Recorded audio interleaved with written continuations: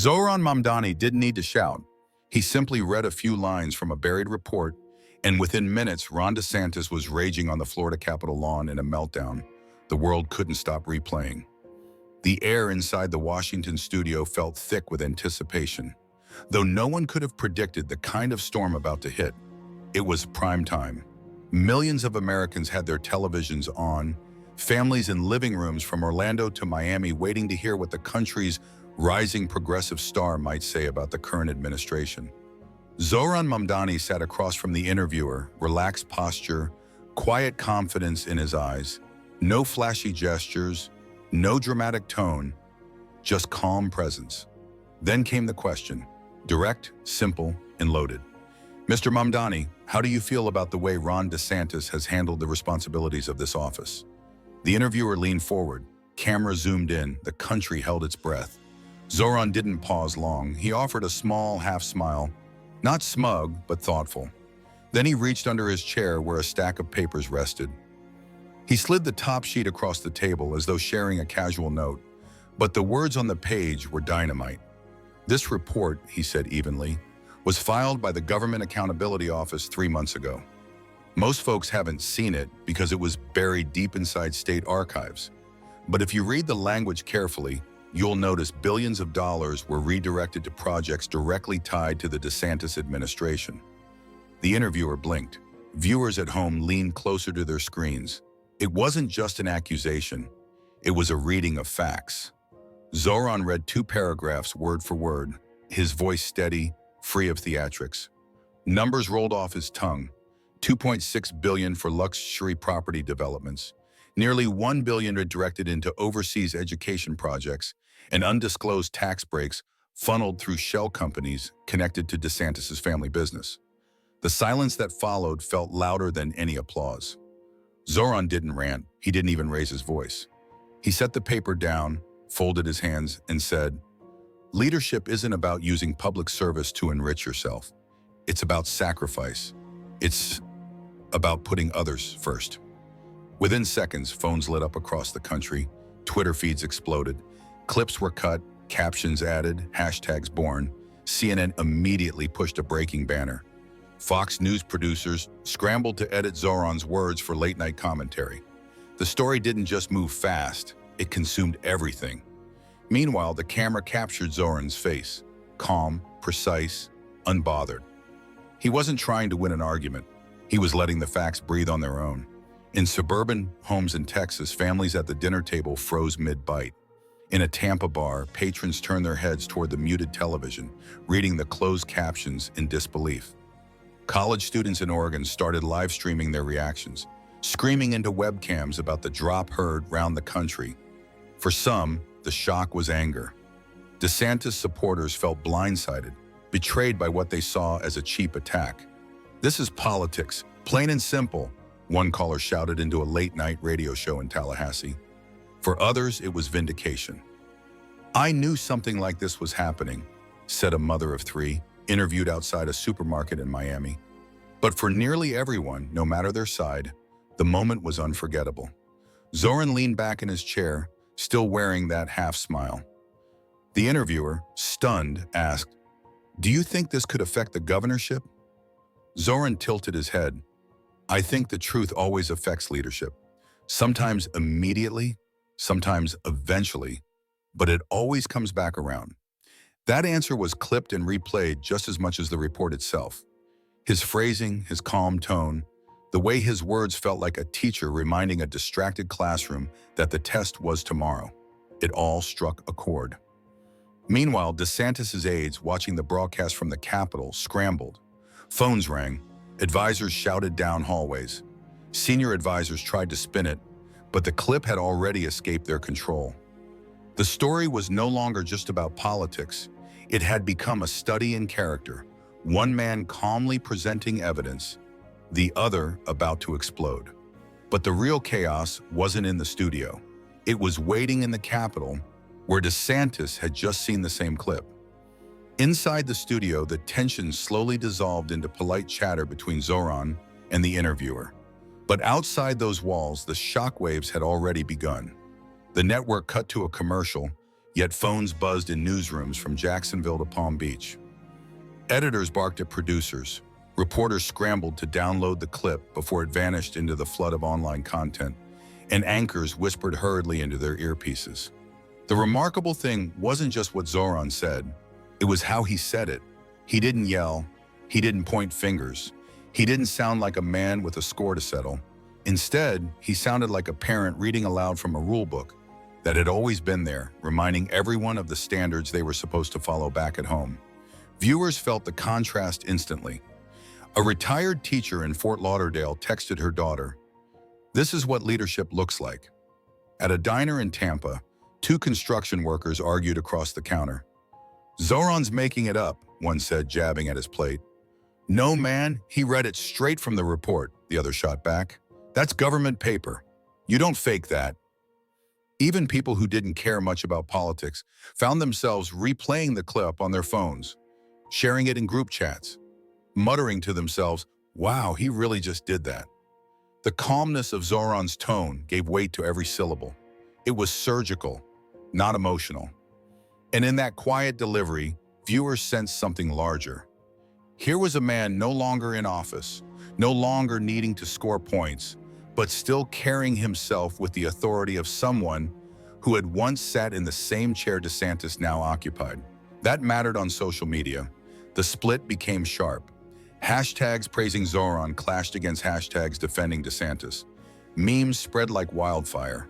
One showed Zohran casually sipping tea with the caption, "When you expose billions with receipts." Another showed DeSantis' face superimposed on monopoly money. But the most telling reaction came from seasoned journalists who rarely allowed their biases to bleed through. One longtime reporter from the Miami Herald tweeted, "I've covered both men. This wasn't spin, this was facts being put next to fury. One looks stronger every minute this plays." But the air had changed. The audience in the studio, political analysts, students, community leaders, sat glued to their seats, processing what had just happened. One young woman in the crowd whispered to her friend, "He just said what everyone was thinking, but he backed it with proof." Zohran Mamdani didn't gloat.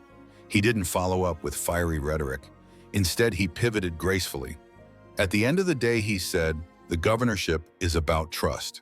If people don't believe you're serving them and not yourself, then you've lost the very thing that keeps democracy alive.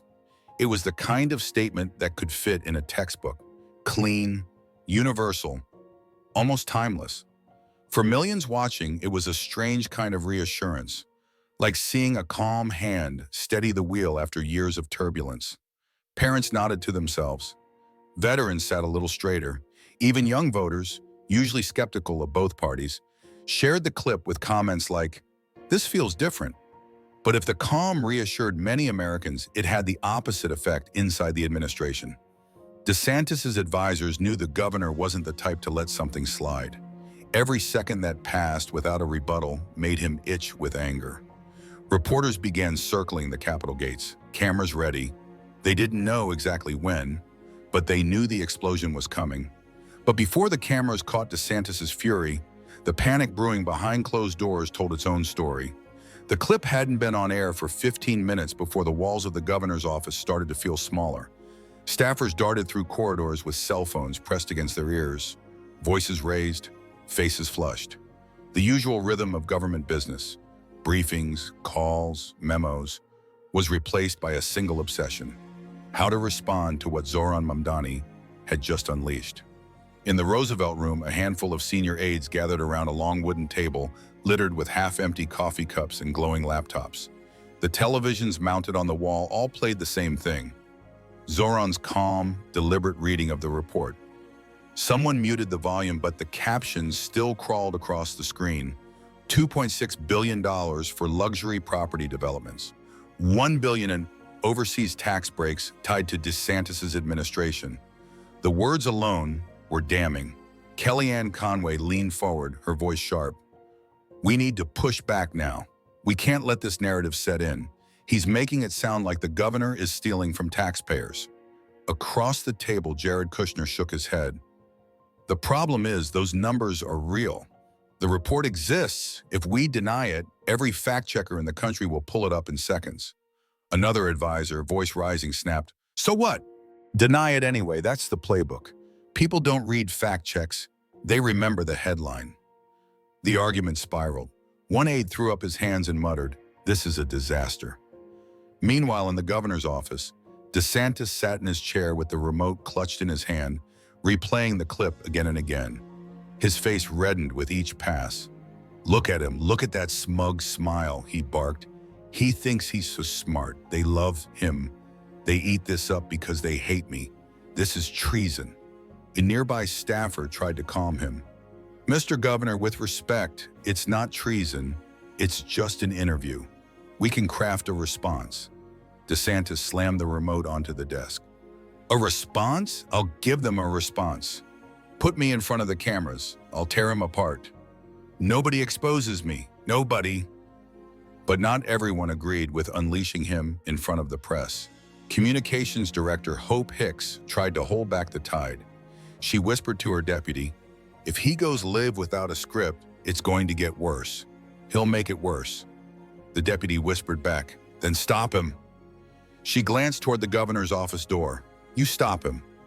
The chaos wasn't just inside the building. Outside, news vans lined the street. Reporters called sources nonstop, trying to confirm the details Zohran had read on air. A junior aide who had once worked in the budget office texted a journalist friend, "Everything he said checks out. It was buried in the report. I saw it within an hour." That message was printed in a breaking news article online. The story wasn't going away. It was multiplying. Inside the press briefing room, seats filled faster than usual. The White House press secretary, visibly pale, adjusted her notes again and again, trying to decide what to say. A hot mic caught one reporter whispering, "This feels like one of those nights where everything changes." Another replied, "Or one where everything burns down." Back in the governor's office, DeSantis's mood grew darker by the minute. He barked at his chief of staff, "Get the generals on the phone. I want to know who's leaking this garbage. Zohran's in bed with them. They're sabotaging me." The chief of staff's voice was low. "Sir, this isn't sabotage, it's a public report." DeSantis shot him a glare. "Don't you dare say that word again. Sabotage, that's what it is." The room went silent. Aides exchanged uneasy glances, careful not to breathe too loudly. In that silence, the weight of the situation became clear. Zohran had spoken less than 200 words, and yet those words had cracked open the foundation of the administration. The governor wanted revenge. His staff wanted damage control. The American public wanted answers. And hanging above it all was the certainty that DeSantis would not let this pass quietly. But while advisors argued and aides panicked, DeSantis was already preparing to storm out and face the cameras himself. And that was when the real explosion began. It didn't take long. By late afternoon, reporters camped outside the governor's office began sensing something unusual. The usual routine of a scheduled press briefing had been thrown out the window. Secret Service officers adjusted their earpieces. Staffers shuffled in and out of doors with hurried steps. Suddenly, a ripple of movement cut across the lawn. Ron DeSantis was walking toward the cameras. He wasn't supposed to be there. No carefully prepared notes in hand. No polished talking points from the communications team. Just the governor, red-faced, jaw clenched, and ready to erupt. "Mr. Governor, do you have a response to Zohran Mamdani's comments?" shouted a CNN correspondent from the front row. DeSantis didn't hesitate. He pointed a finger at the crowd of microphones. "That man is a disgrace, a total disgrace," he barked. "He goes on television spreading lies, making himself look good because he couldn't handle the job anymore. Everybody knows it. Everybody." His voice rose with each word. Reporters scribbled frantically. Camera shutters clicked in rapid bursts. "There's no money redirected. None. It's fake news, completely fake. These so-called reports, they're written by people who hate me. They hate this country. They can't stand that I'm winning. They can't stand that the economy is stronger. The jobs are back, that America is respected again. So they make up lies. And Zohran, he reads it like it's gospel. He's pathetic." A journalist from the Tampa Bay Times pushed forward. "Mr. Governor, the Government Accountability Office released that report.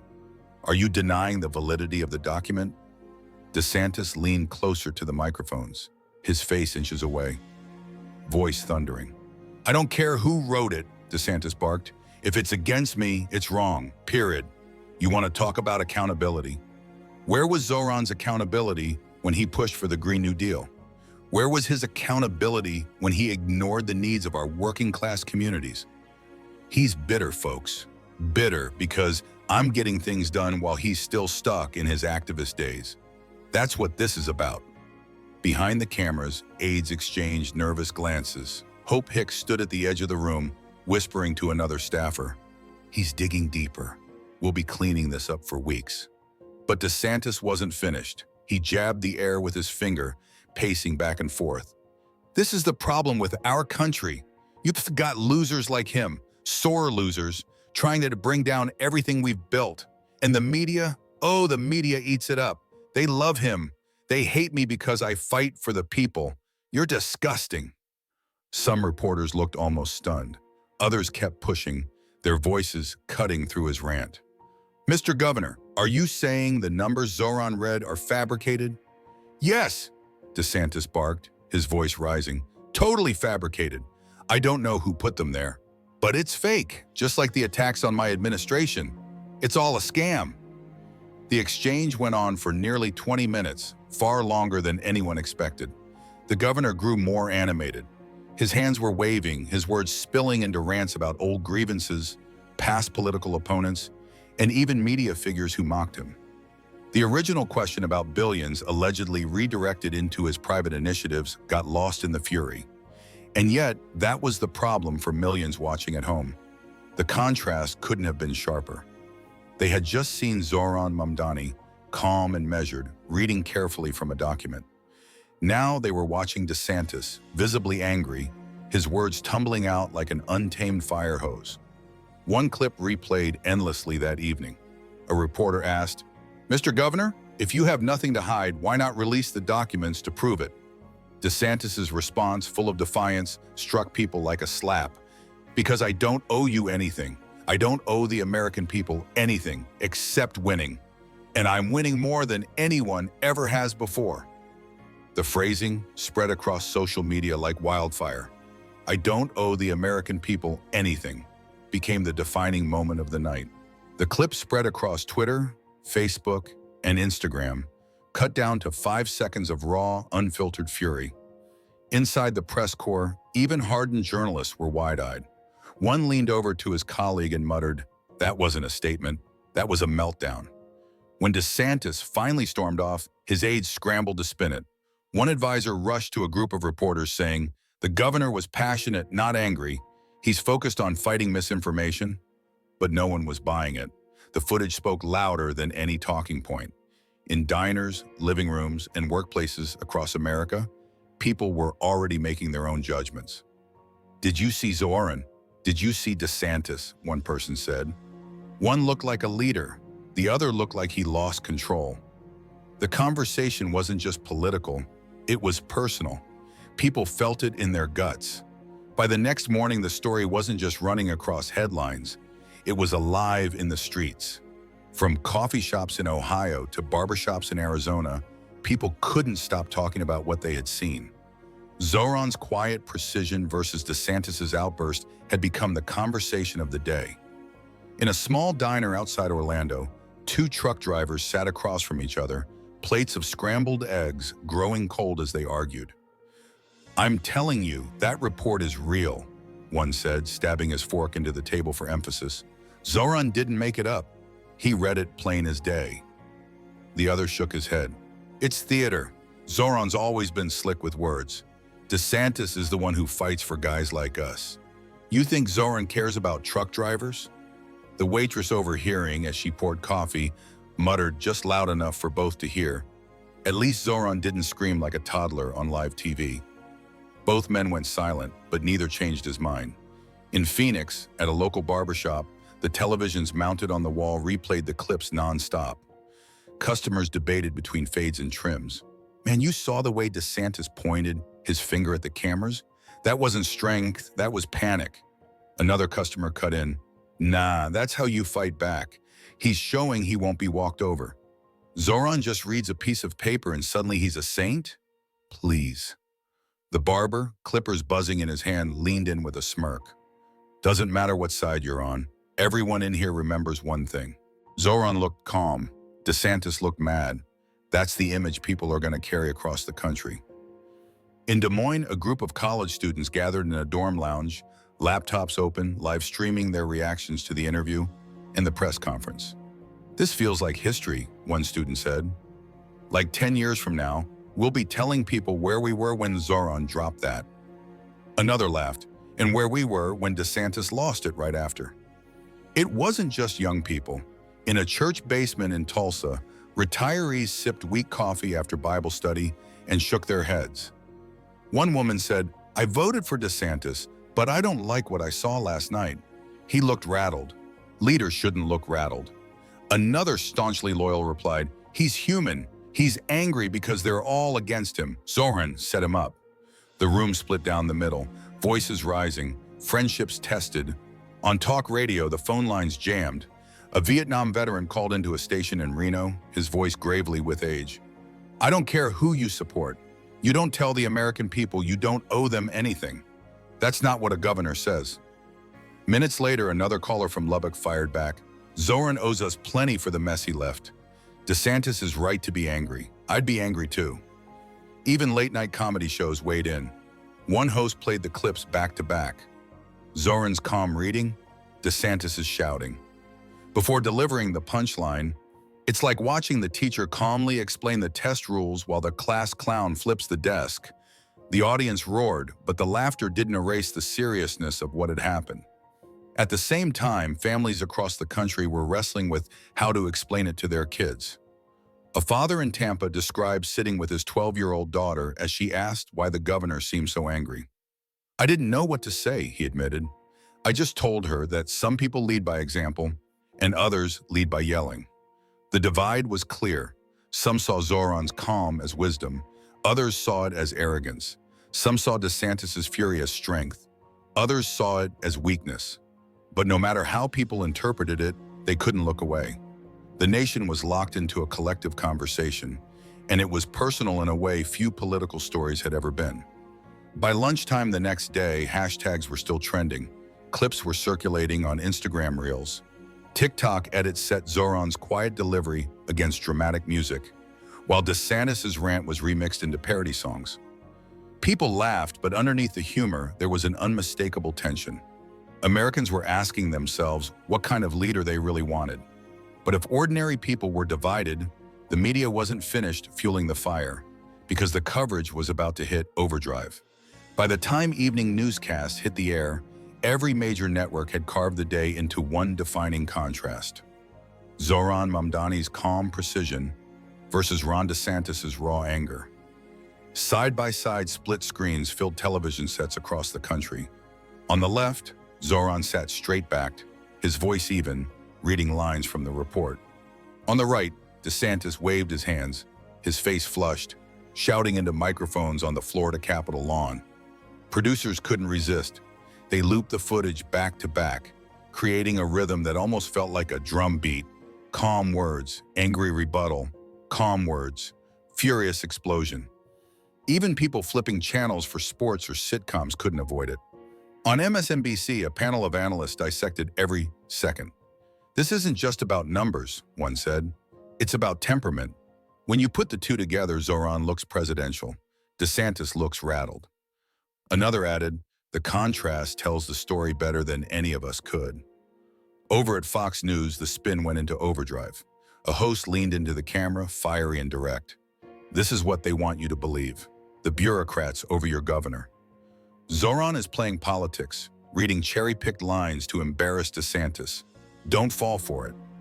But even some conservative commentators couldn't ignore the visuals.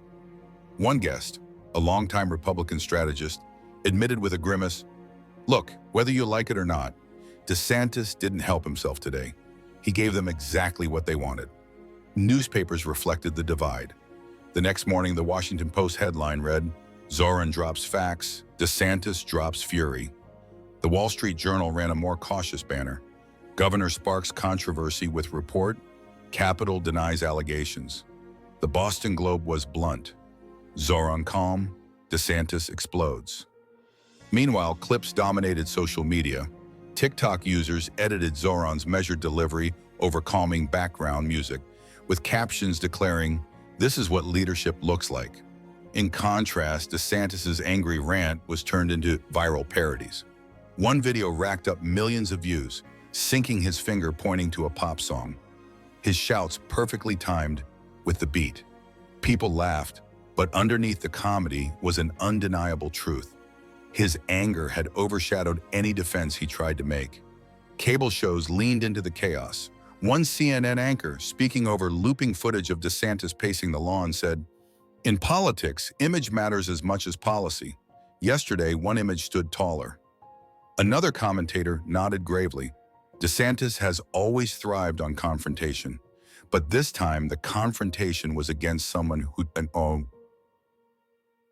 who didn't fight back, and that makes him look smaller. Even late-night comedians turned the moment into gold. On one show, the host played Zohran's calm statement, then cut to DeSantis shouting fake news at the top of his lungs.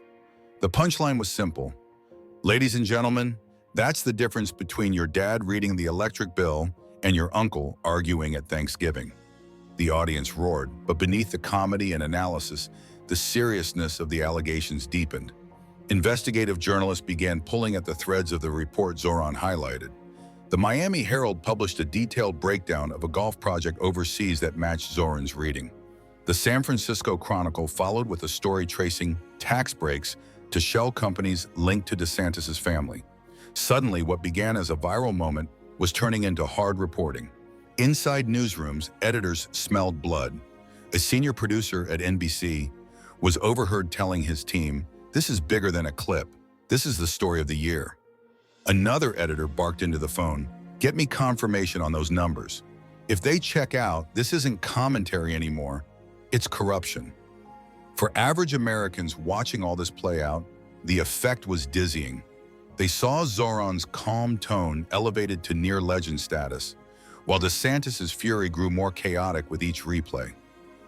The gap widened, not because of what either man said afterward, but because of how the media framed the clash. And DeSantis knew it. Sitting in the governor's mansion late that night, television remote in hand, he flipped channels in frustration. Every network had a panel talking about him, but not in the way he wanted. Every chyron framed him as angry, defensive, unhinged. For a man who thrived on image, the image was slipping. But while the media dissected and magnified the clash, the political world was preparing its own reckoning. Allies and enemies alike were ready to weigh in. The morning after the explosion, Florida's lawmakers were already sharpening their knives. Reporters crowded the hallways of the Capitol, chasing down quotes. Every microphone shoved forward carried the same question. "What's your response to what Zohran Mamdani revealed?" Republican allies tried to hold the line, but even they looked rattled. Senator Ronald Reagan of Florida, a DeSantis loyalist known for fiery defenses, adjusted his tie nervously before saying, "Look, I think what the former representative did was opportunistic. This is politics at its worst. But let's not pretend Zohran Mamdani is some saint. He's had his own controversies." His words sounded rehearsed, hollow, and the reporters knew it.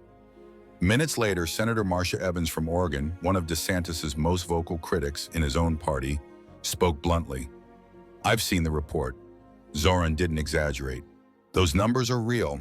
If taxpayer dollars were redirected into private business ventures, that's not just unethical, it's criminal. We need hearings." Her statement lit up the ticker across every network within the hour. In the House of Representatives, the divide deepened. Some Democrats immediately drafted letters demanding an investigation. Congresswoman Lillian Rhodes of California told a crowd of reporters, "This isn't partisan. This is about accountability. If even a fraction of what that report says is true, then we have a crisis of corruption at the very top." Meanwhile, Republicans held closed-door meetings to discuss strategy. One aide leaked the mood inside to a journalist. Half the room says deny everything. The other half says bury it in committee, but no one has a clear plan. The tension wasn't limited to Washington. Overseas, world leaders reacted in their own ways. In Berlin, Chancellor Anke Hoffmann was asked about the situation at a press conference. She chose her words carefully. What I saw was a contrast between two styles of leadership. Facts must always speak louder than emotion. Though diplomatic, everyone understood the subtext. In London, a member of parliament quipped during a debate, "It seems America now has two presidents on television, one presenting numbers, the other throwing tantrums." The chamber erupted in laughter, and clips of the remarks spread quickly online. In Ottawa, the Canadian Prime Minister avoided humor, but didn't hide his concern. When public trust erodes, suspends, democracy suffers. Transparency is not optional. It's essential. Even adversaries weighed in. A Russian state media commentator mocked DeSantis openly, saying, "Even his predecessor humiliates him on American television. This is a weakness for the whole world to see." Chinese outlets, typically restrained, aired segments contrasting Zohran Mamdani's calm delivery with DeSantis' anger as an example of instability in American leadership. Back home, former officials also broke their silence. Retired generals who had served under both administrations appeared on cable news. One general, Stephen Marlowe, told CNN, "Leadership isn't just about winning arguments. It's about composure under pressure." Zohran showed it. DeSantis lost it. Not everyone agreed, of course. DeSantis loyalists flooded right-wing talk shows. Former aide Sebastian Clark barked into a radio mic, "Zohran wants to weaken America. He's jealous of DeSantis' success. This is the deep state at work, plain and simple." But the louder the defenses, the more they felt like deflections. The contrast in tone was striking. Zohran hadn't spoken another word since the interview. He went quiet, sticking to private events and declining comment when asked by reporters. The silence made his original remarks echo louder, while DeSantis' camp seemed to talk itself into exhaustion. On Capitol Hill, pressure mounted for hearings behind closed doors. Democratic strategists strategized how to move quickly, while Republicans begged the governor's office for guidance. One senator was overheard muttering, "We're bleeding support. If we don't get ahead of this, we're done for." For everyday Americans, the political split only reinforced what they'd already felt. Watching the two men at a coffee shop in Albuquerque, one woman reading the morning paper shook her head. Look at them all scrambling. One man just read a report, the other lost his mind. That's all you need to know. But while politicians and world leaders lined up with their takes, the numbers in that buried report weren't going away. And once those details began surfacing, the scandal reached an entirely new level. It started with a headline in the Miami Herald in bold black letters, "Government records show billions redirected to DeSantis' businesses." The article wasn't speculation. It wasn't opinion. It was a step-by-step breakdown of the very pages Zohran had read on live television, with additional sections highlighted and explained. Journalists had gone digging, and the trail was impossible to ignore. One passage in particular caught the nation's attention. Funds originally earmarked for infrastructure upgrades in Midwestern states had instead been diverted into construction contracts overseas. Contracts tied to luxury resorts bearing DeSantis' name. Roads in Florida left unrepaired. Bridges in Ohio still crumbling, while glossy new fairways sprouted thousands of miles away. By midday, other outlets piled on. The San Francisco Chronicle ran a deep dive showing how shell companies connected to DeSantis' family had received enormous tax credits by classifying luxury properties as economic revitalization zones. The Philadelphia Inquirer revealed that a federally funded housing project had been halted after money vanished into what they described as unclear private allocations. The stories were airtight.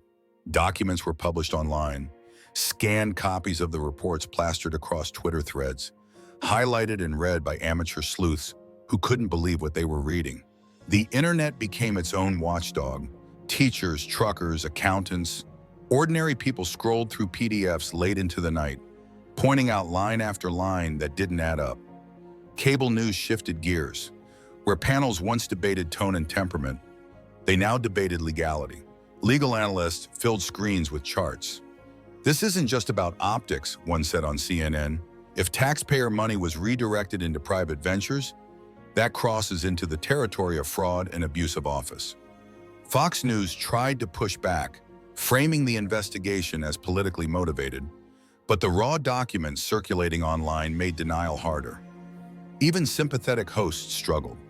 One visibly uncomfortable host told viewers, "We're reviewing the documents ourselves. I want to caution everyone not to jump to conclusions, but yes, the numbers do appear concerning." On Capitol Hill, the pressure became unbearable. The Senate Finance Committee announced an emergency meeting to review the documents. One senator, speaking anonymously to a reporter from the Detroit Free Press, admitted, "We can't ignore this. Zohran forced our hand. The report was buried, but now it's in the open." Meanwhile, public frustration swelled.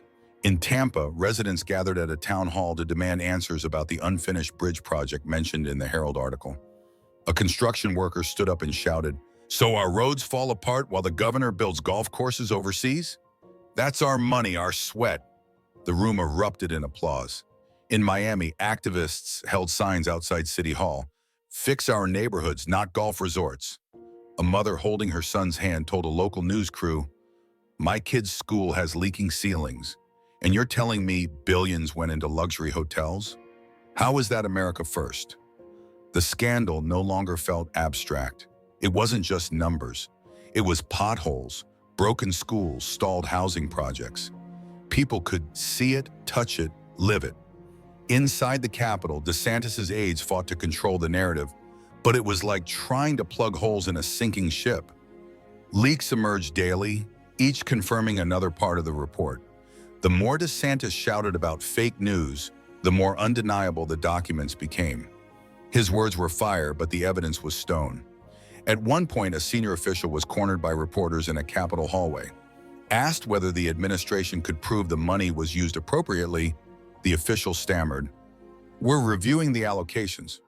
The clip replayed on every network, looking less like reassurance and more like surrender. For Zohran, silence remained his greatest weapon. He gave no interviews, no statements, no clarifications. He didn't need to.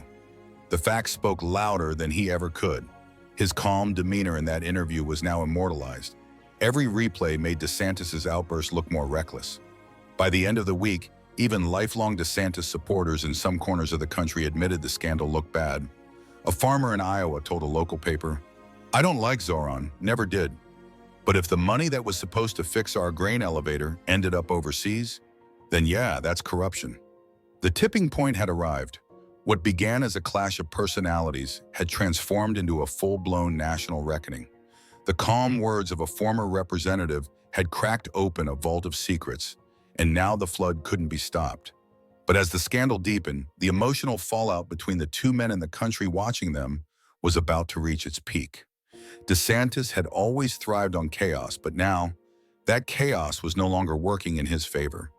But this time, the chaos wasn't working in DeSantis' favor. For days, he raged on Twitter, blasting out late-night posts that read more like personal grudges than presidential statements. "Zohran is a fraud," one message screamed in all caps. Another accused the Government Accountability Office of being run by left-wing traitors. By the following morning, those tweets had been plastered across cable news.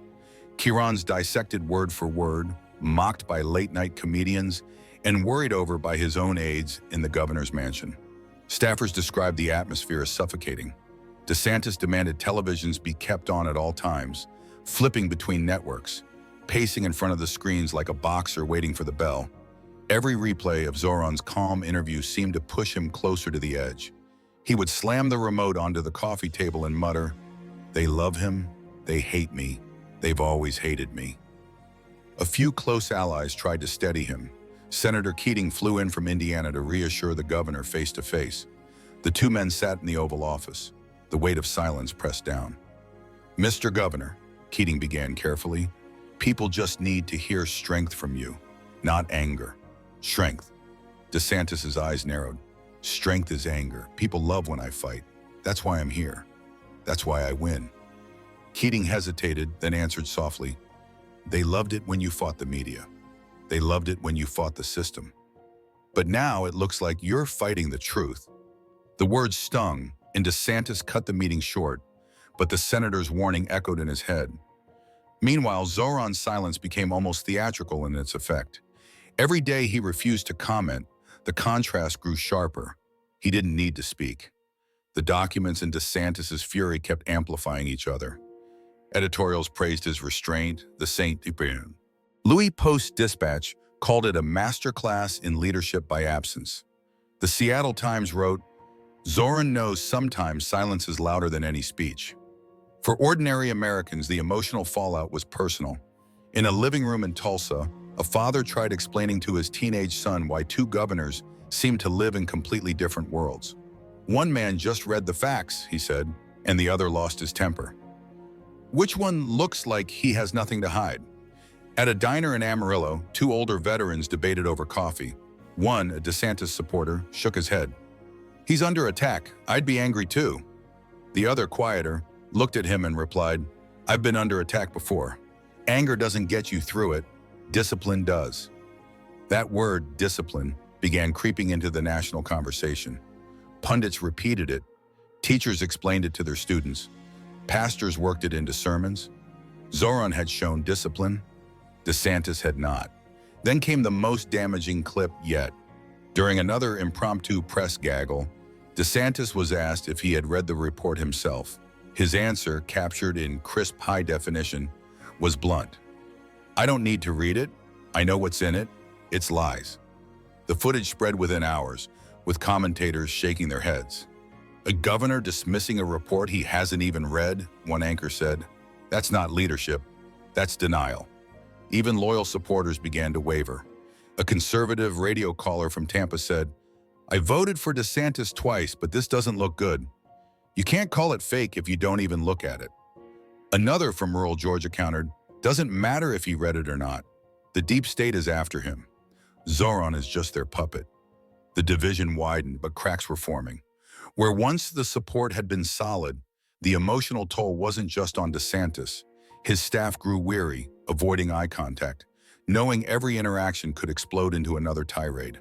Reporters whispered about the loneliest man in the governor's mansion, describing a leader increasingly isolated, surrounded by aides who had stopped believing they could control him. Zohran, on the other hand, appeared at a community fundraiser in Cleveland. He didn't address the controversy directly, but his closing remark carried weight. Leadership isn't about the noise you make when you're cornered, he said to the crowd. It's about the choices you make when no one is watching. The audience erupted in applause. Clips of the line went viral within hours. The comparison was unavoidable. DeSantis raging in Tallahassee, Zohran speaking softly in Ohio. One seemed consumed by bitterness, the other lifted by purpose. By now, the country wasn't just debating politics. It was questioning character. Parents, workers, students, veterans, they all had the same choice in front of them. Who looked more like a leader? But as the scandal reached its boiling point, the question shifted from who looks stronger to what lesson will the nation take from the clash between calm truth and raging denial. When the dust finally began to settle, America was left staring at a mirror. On one side stood Zohran Mamdani, a man no longer in office, wielding nothing more than a stack of papers and a steady voice. On the other side stood Ron DeSantis, still sitting in the highest office in the state, wielding volume, anger, and defiance. The contrast became more than a political fight. It became a lesson about leadership itself. Across the country, conversations shifted in classrooms. Teachers asked students what they thought it meant to lead. One eighth grader in Albuquerque raised her hand and said, "It means not yelling when people don't agree with you." In a church in Birmingham, a pastor told his congregation, "True strength is not how loud you shout, but how steady you remain when the truth is on the table." At kitchen tables, parents used the clash to teach their kids about honesty and composure. A mother in Minneapolis explained it to her son like this. Imagine two coaches. One calmly shows you the rule book. The other screams at the referee. Which one would you follow? The boy didn't hesitate. The one with the rule book. Meanwhile, headlines continued, but their tone had changed. What started as a media frenzy about scandal and shouting had transformed into a broader reflection. The Denver Post ran an editorial titled "The Calm versus the Storm: What We Learned This Week." The article concluded, "History doesn't remember tantrums, it remembers truth." For DeSantis, the fallout lingered.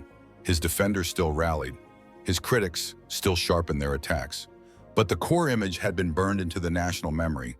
A governor losing his composure versus a former leader standing calm with receipts in hand. No amount of spin could erase that visual. Zohran, by contrast, said almost nothing else. He returned to private life, attending small community events, speaking softly about education, climate, and voting rights. His silence on the scandal became part of the lesson itself. Sometimes you don't need to shout. Sometimes the truth is loud enough. The public absorbed it in different ways. Some grew angrier, demanding accountability for where the money had gone. Others felt weary, seeing the clash as another reminder of the deep divisions in the country. But beneath it all was an unmistakable current of reflection. What kind of leader do we want? What kind of nation do we want to be? The story didn't just belong to politicians or pundits anymore. It belonged to ordinary people who saw in that televised moment a reflection of their own lives. The calm teacher versus the shouting boss. The honest coworker versus the blustering cheat. The friend who listens versus the one who interrupts. The comparison was universal. And in that universality lay the moral. Leadership isn't about the noise you make when you're cornered. It's about the discipline to stand on truth even when the world shakes around you. By the end of the month, the scandal would still rage in headlines. Hearings would be threatened. Debates would continue. But for many Americans, the defining memory had already crystallized.